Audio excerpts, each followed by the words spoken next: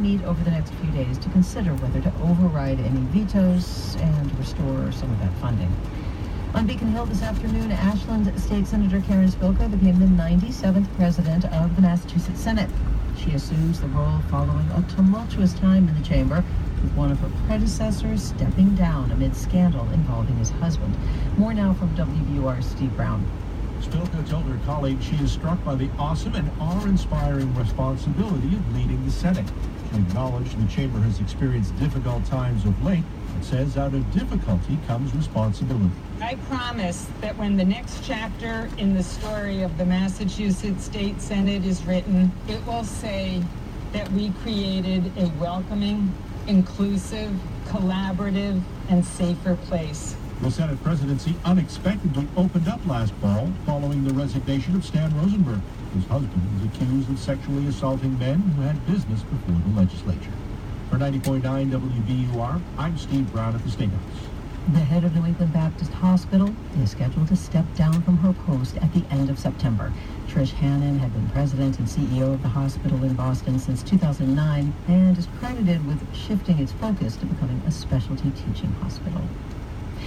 In sports, tonight at Fenway, the Red Sox start a series against the Twins. It's 83 degrees now in Boston, clearing up tonight, low around 70. Mostly sunny tomorrow, a slight chance of showers and thunderstorms, then highs in the mid-80s. This is WBUR. WBUR supporters include Campaign Monitor, an email marketing platform used by more than 200,000 customers worldwide. With email templates, a drag-and-drop email editor, and 24/7 customer service. More at campaignmonitor.com. From NPR News, this is All Things Considered. I'm Elsa Chang. And I'm Audie Cornish.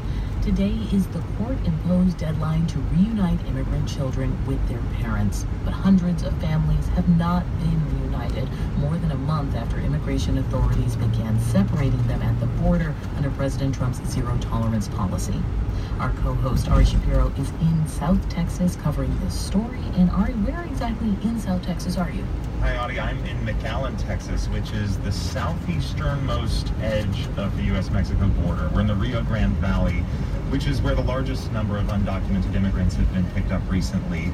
A lot of them are being held in detention centers near here. You might remember seeing coverage of a Walmart that was turned into a shelter for migrant kids. That's right around this area. But a lot of kids have been sent to group homes and foster care all over the U.S., and some of their parents have been sent back to Central America, and that all adds to the challenge of reuniting these families. And you've been out reporting on this, I understand, at a Greyhound bus station, and this is where some recently reunited families basically are heading out to their next destinations, right?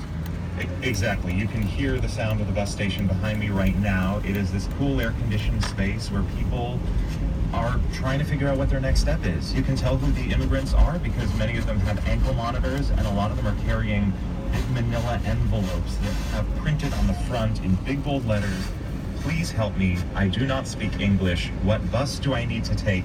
Thank you for your help." And then some of them have written in Sharpie on the envelope a destination and a time for a bus. So you see Shreveport, Houston, Atlanta,